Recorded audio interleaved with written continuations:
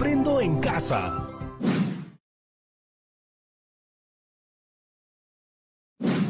Buenos días, chicas y chicos. Bienvenidas y bienvenidos al mágico mundo de Decau. ¿Cómo están hoy? ¡Qué bien! Entonces es momento de llamar a todas las personas que viven contigo para que se unan a nosotros y a nuestras aventuras, porque aprender juntos es más divertido. En estos programas hemos estado conociendo mucho sobre nuestro pasado, cómo nos hemos ido construyendo como república y todo lo que nos falta por construir. ¡Uy! ¡Qué bueno que ya están aquí! ¡Hola, Edwin! ¡Hola, Jazmín! ¡Hola, Yari! Ayinyachu. ¡Hola, María! Maniawatipa. ¿Cómo están el día de hoy? Con ganas de empezar el reto de hoy. ¡Excelente! Un poco antes de que llegaran, estuve comentando lo que estuvimos viendo durante estos programas. ¿Me quieren ayudar? Claro que sí. Por ejemplo, aprendimos todo lo que sucedió al inicio de la República en el Perú. Con la independencia, el poder estuvo en manos de los peruanos, pero se mantuvieron las desigualdades en los derechos de algunos grupos de pobladores. Aprendimos también lo importante que es saber recoger información a través de un texto oral, como fue en el caso de la profesora, que nos habló de los regalos que le hicieron al Perú por sus primeros 100 años. Muy bien. Algo fundamental que les dijo la profesora fue que mientras más interesados estén en el tema, más motivados estarán por aprender. Es verdad. Además, siempre debemos tener claro qué es lo que buscamos. Qué importante saber algunas estrategias cuando queremos lograr algo. Y cuando leemos, También podemos aplicar diversas estrategias. al igual que con los videos, las exposiciones y demás textos orales, las lecturas requieren ser abordadas a través de diversas estrategias que nos ayudarán a comprender la información. Este es el rugido de Decau. ¡Hola, Decau! Buenos días. ¿Qué les parece si conocemos más estrategias para leer? ¡Hola, Decau! Sí, así conocemos nuevas estrategias para leer y seguir conociendo más sobre el Perú. ¿Nos va a ayudar? Por supuesto, le he encargado a Yasmín un gran reto que los va a ayudar en toda su vida de estudiantes. ¡Qué genial! ¿De qué se trata? Decau tiene razón. Esto les va a ayudar muchísimo en sus estudios y sobre todo en sus nuevos aprendizajes. Entonces, hay que prestar mucha atención. Hoy vamos a aprender una estrategia de lectura. Utilizar un organizador visual que nos va a permitir establecer la relación entre problema y solución. ¿Son como los mapas conceptuales? Así es, y nos va a ayudar a comprender mejor los hechos históricos sobre una de las epidemias que sufrió Lima en la segunda mitad del siglo XIX. ¿Otra epidemia? ¿Como el coronavirus? Exactamente. Vamos a ver qué pasó en ese tiempo. ¿Conocen esta ave? Sí, es un gallinazo. ¿Saben de qué se alimentan los gallinazos? Es un ave que está en los basurales. Muy bien. Se les conoce como aves carroñeras porque comen carroña. ¿Qué es carroña? Leamos lo que dice la Real Academia de la Lengua Española. Carroña tiene como adjetivo podrido, corrompido, también carne corrompida. Otro significado es persona, idea o cosa ruin y despreciable. Me parece que tiene más relación a lo de podrido, carne podrida. Entonces, son aves que se alimentan de carne podrida. Así es, la naturaleza es muy sabia y estas aves le dan un equilibrio al ecosistema, porque al eliminar la carroña impide que se puedan propagar enfermedades. Increíble que su alimentación sea beneficiosa para nosotros. Les cuento que desde la época de la colonia, muchas acequias estaban expuestas al aire libre y acumulaban la basura que dejaban los transeúntes y la que había en los mercados. Eso suena a mucha cantidad de basura acumulada. Claro, pero pasaba que los gallinazos comían de esa basura y poco a poco se acababa. Por eso no los mataban. Claro, tiene sentido. Las dos partes se beneficiaban. Incluso estos gallinazos han estado presentes también en nuestra literatura. Hay un cuento de Julio Ramón Ribeiro que se llama Los gallinazos sin plumas, del año 1955. Les voy a leer un fragmento. Los basureros inician por la avenida Pardo su paseo siniestro, armados de escobas y de carretas.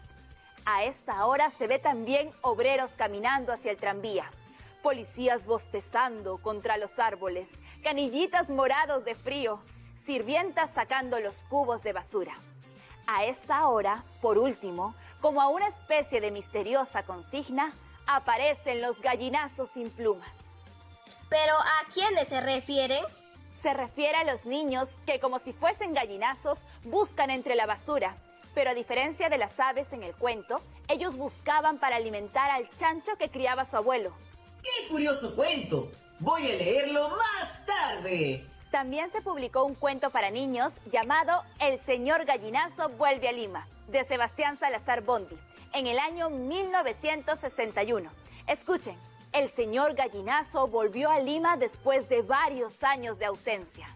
Desde lo alto, ingresando por el lado del mar, advirtió que la ciudad había crecido un poco hacia arriba y muchísimo a lo ancho. Realmente el gallinazo es un personaje de nuestra historia. ¿Y por qué había tantos? Los gallinazos nos han acompañado a lo largo de la historia, porque al ser carroñeros buscaban alimentarse de los restos de la comida que muchas veces estaban esparcidas en diferentes espacios públicos. Esto demostraba que aún nos faltaba organizarnos mejor como ciudad para mantener una higiene adecuada, puesto que esto traía enfermedades. ¡Wow! Hay mucha información para leer sobre el Perú, así que estaría genial aprender a organizar mejor la lectura. Me parece muy bien, porque es justamente lo que vamos a hacer. Aprender a organizar la información de un texto a través de una estrategia. ¡Qué bien! Eso nos va a ayudar mucho con nuestras tareas. Por supuesto, María. Antes de empezar, les cuento que la palabra texto en latín significa tejido. ¿Y por qué creen que significa tejido? ¿Un tejido de ideas? Entiendo. Se puede referir a que las ideas de un texto se relacionan entre sí. Así es, y hay diferentes tipos de textos, entre ellos los narrativos y expositivos, que son los que abordaremos hoy.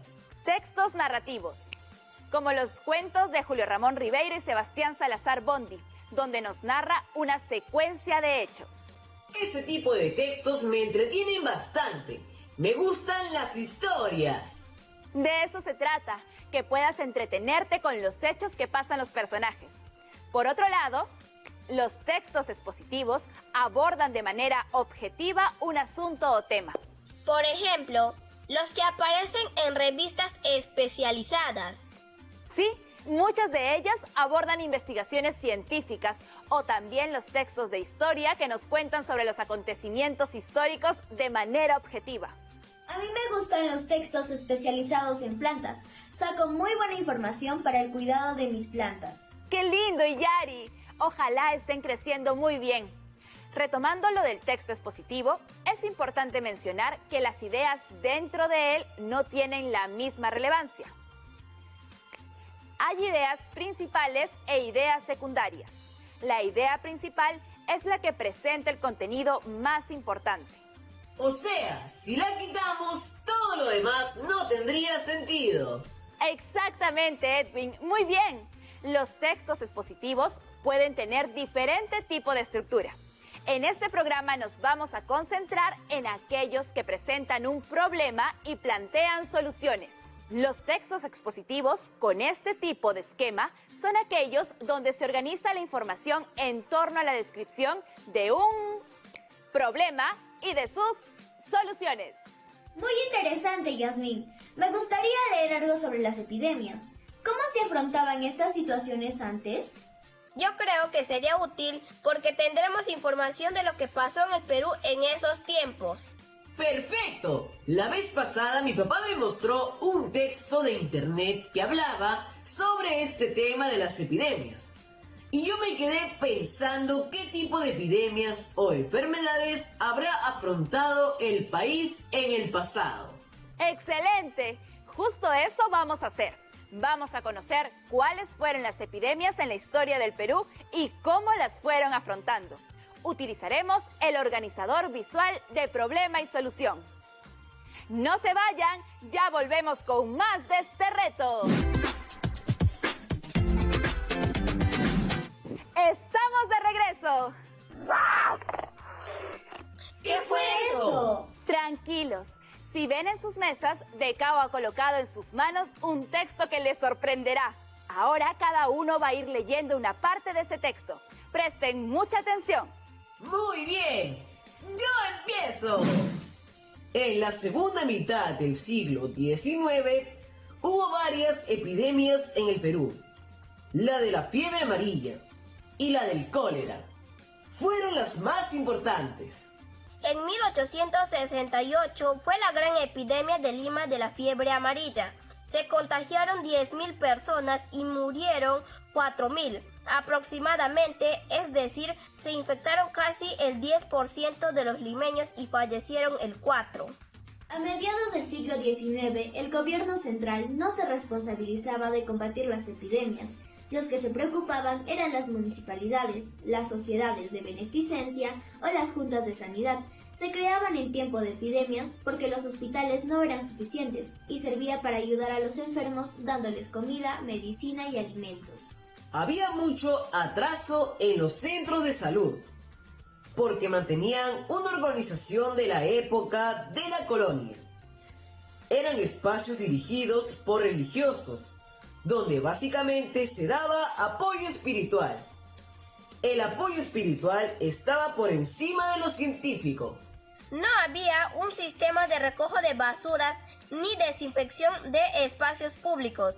Las acequias pasaban por la ciudad. No se conocían las causas de las enfermedades y ni de cómo se contagiaban. Había dos interpretaciones. A.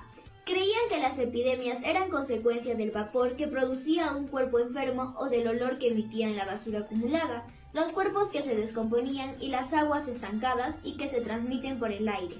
B. Creían que la fiebre amarilla se transmitía de persona a persona, es decir, se contagiaba al compartir espacios u objetos. Hubo mejoras en el sistema de recojo de basuras. Se desinfectaron espacios públicos, plazas, parques, y se cubrieron las acequias que estaban en la ciudad de Lima. Finalmente, Manuel Pardo, director de la Sociedad de Beneficencia Pública, construyó el primer hospital moderno del Perú, el Hospital de 2 de Mayo, que se inauguró en 1875. Tenía servicios más especializados y fue diseñado teniendo espacios ventilados. Con ello se demuestra que en esa época se generaron reformas urbanísticas y sanitarias que se esperaban dar respuesta a esta problemática. Las acequias estaban abiertas, por eso habrían gallinazos. Muy bien, entonces vamos a organizar ese texto en problemas y soluciones. Creo que las soluciones fueron las que dijimos al final. Sí, donde hablamos del recojo de basura y de la creación del Hospital 2 de Mayo. Los anteriores párrafos no contaban los distintos problemas que había. Muy bien, entonces ahora van a tratar de definir bien el problema, para lo cual van a unir todas las ideas que se refieren a él. Además, deben resaltar las ideas clave. Empecemos resaltando las ideas principales de los problemas. Del número 1, creo que lo más resaltante es ubicarnos en el tiempo. Así que resaltaríamos qué pasó y en qué momento. Es importante marcar el año y el lugar. Creo que en este párrafo lo importante es identificar que nadie se hacía responsable de ese problema. En el párrafo 5 hay algo importante, y es el sistema de recojo de basuras. No había. Yo lo subrayaría todo. Espera, creo que nos olvidamos del párrafo 4, que era un problema también, donde dice que había mucho atraso en los centros. En el párrafo 6 hay que resaltar que era un problema que no se conocieran las causas ni cómo se contagiaban. No como ahora, que sí sabemos y podemos evitarlo. Muy bien, es importante definir con claridad el problema. Podríamos hacerlo así. Hay que unir las ideas relacionadas al problema. ¿Qué les parece? El Perú sufrió de varias epidemias y en 1868 hubo en Lima la gran epidemia de la fiebre amarilla. Las acequias estaban abiertas. En la ciudad no había recojo de basura. Además, había mucho atraso en los centros de salud y no se conocían las verdaderas causas de las enfermedades. Se creía que las epidemias eran consecuencia del vapor de cuerpos enfermos y que las enfermedades se transmitían por contagio. Muy bueno, tratemos de reducirlo un poco. Podría ser así. Lima sufrió en 1868 la gran epidemia de la fiebre amarilla. Era una ciudad insalubre, sin recojo de basuras, acequias abiertas, etc., que no contaba con un buen sistema de salud. ¡Excelente! Ahora hagamos lo mismo con las soluciones. Recojamos todas las ideas y resaltemos las más importantes. ¡Yo empiezo! Lo principal de este párrafo 7 es saber qué se hizo para combatir la enfermedad. Así que subrayaría esta parte. En este último párrafo es importante saber lo de la construcción del hospital, porque allí se iban a curar los enfermos. Muy bien, ahora hay que hacer lo mismo, definir con claridad la solución. Me parece que ya la tengo. ¿Qué les parece esto? Solución 1. Hubo mejoras urbanísticas, sistema de recojo de basura, desinfección de espacios públicos y se cubrieron las acequias. Solución 2. Se construyó el primer hospital moderno, Hospital 2 de Mayo. Muy bien, chicos, han hecho un trabajo excelente.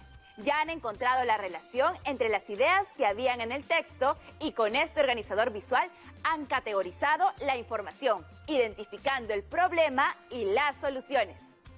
Ahora es más fácil comprender la información. Aprendimos mucho de los textos. Creo que esto no va a ayudar mucho a comprender de lo que leamos. Así es, no se olviden que cuando se lee se debe tener claridad del propósito, es decir, qué busca uno al leer el texto. Además, debemos encontrar la relación entre las ideas para poder organizarlas y que contribuya a la comprensión del texto.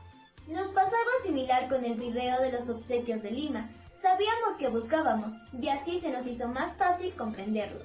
Comprender una lectura implica construir el sentido de lo que quiere decir el texto y para ello ayudan mucho los organizadores visuales. Muy bien, han pasado el reto de hoy. ¿Qué me pueden decir de los textos? Que los textos expositivos presentan conceptos o hechos de manera objetiva.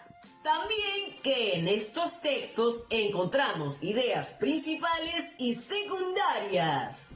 Asimismo, hay textos expositivos que presentan un problema y plantean soluciones. Y no se olviden que los textos expositivos de esquema, problema y solución descubren y describen el problema y plantean una o más soluciones. Lo han hecho muy bien. ¡Wow! ¡Bravo! Los felicito, chicos, lo han hecho muy bien. Ahora, para cerrar el día, vamos a disfrutar de Leemos Juntos. Vamos a ver las ocurrencias de Lea. ¡Vamos! ¡Chao!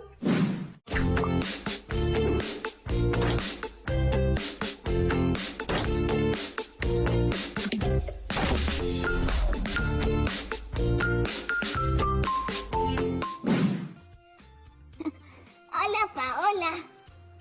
Hola, telelectores. ¿Qué estás haciendo, Paola? Hola, Lea. Estoy siguiendo los consejos de mi abuelito para que mis plantitas crezcan bien. ¿Los consejos de tu abuelito?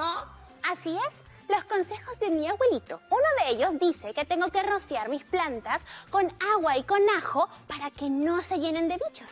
¡Oh! Las abuelas y los abuelos son realmente sabios. Y a mí me gusta escucharlos. Entonces, ¿qué te parece si llamamos a mi abuelito? ¡Sí, lo conoceré! ¡Yupi! Abuelito, hola, ¿cómo estás? Hola, mi Paulita. ¡Qué alegría verte! Abuelito, estoy con mi amiga Lea. abuelito. ¿Lo puedo llamar así? Claro, nietecita Lea. Gracias, abuelito. Te llamamos para que nos cuentes más sobre el cuidado de las plantas. Muy bien. Conozco un relato para ello. Se llama Yakiri Likili Likili, el sabio lequecho, que es un relato aymara del libro Relatos indígenas andinos y amazónicos, publicado en el año 2017 por el Ministerio de Educación del Perú. Se dice que en nuestra comunidad había un sabio muy inteligente, de cabeza plana y pies rosados. Este sabio vestía un poncho de color plomo y volaba alegre de arriba hacia abajo. El sabio anunciaba lo que iba a suceder en la comunidad mediante su canto. Este personaje cantaba "Liu, liu, liu". Unas personas atendían sus anuncios y otras no lo tomaban en cuenta. En la comunidad vivían dos personas. Uno de ellos era un anciano y el otro un joven. Hacían sus chacras siguiendo su buen criterio y sembraban papas y otros productos. Llegada la cosecha, el anciano tenía una gran producción de papas, mientras que el joven, al escarbar, encontraba pocos productos y de mala calidad. Entonces, el joven agricultor fue a la casa del anciano a preguntarle: ¿por qué mi chacra no produce bien cada año? El anciano le respondió: escúchame, yo trabajo la chacra obedeciendo al sabio que vive en esta comunidad. Ese sabio se llama el lequecho. Cuando hace su nido en las partes altas, dentro del nido hay bastante pasto. Sus huevos son de color verde oscuro brilloso y tienen grandes puntos negros. Quiere decir que va a ser un buen año y lluvioso. En las ocasiones en que hace su nido en las partes bajas, donde se estanca el agua, quiere decir que será un año seco. Si dentro de su nido pone pequeñas piedrecillas, quiere decir que va a ser un año de granizada. Cuando dentro de su nido pone el pasto llamado shiji, va a ser un año de helada. Además, sus huevos son de color plomo gris y con pequeños puntos negros. Todo esto hay que observar con mucha atención y de acuerdo a eso debemos trabajar nuestra chacra. Al escuchar el consejo, el joven se puso muy contento y dijo: ahora ya no voy a ser pobre. Desde ese día, él y toda la gente escuchan el canto del lequecho y lo interpretan para hacer sus cosas y solucionar sus problemas. Para cultivar la chacra, miran la forma como el lequecho ha puesto sus huevos. De este modo, obedecen al sabio de la comunidad. ¡Bravo! ¡Qué sabio el lequecho! Gracias, abuelito, por este hermoso cuento. La naturaleza es muy sabia, hay que escucharla. Chao, TV lectores, hasta la próxima. Amigas y amigos TV lectores, conversemos con nuestros abuelitos y abuelitas que son los sabios de nuestras comunidades. Sí, voy a hablar con mi abuelito Amílcar. Nos vemos la próxima semana cuando volvamos a abrir el retablo de ¡Leemos juntos! Gracias por acompañarnos durante todos estos días. Descansen y disfruten mucho este fin de semana. Queridas familias, ayudemos a nuestros estudiantes a cumplir con los horarios acordados para hacer las tareas y procuremos que su espacio de estudio esté ordenado, limpio y ventilado. Van a ver que van a estudiar con más ganas. Sigan lavándose las manos con agua y jabón. Y si van a salir, usen mascarilla y mantengan la distancia física. No olviden evitar las 3C. Lugares cerrados, muy concurridos y con contacto muy cercano. ¡Chao! ¡Nos vemos!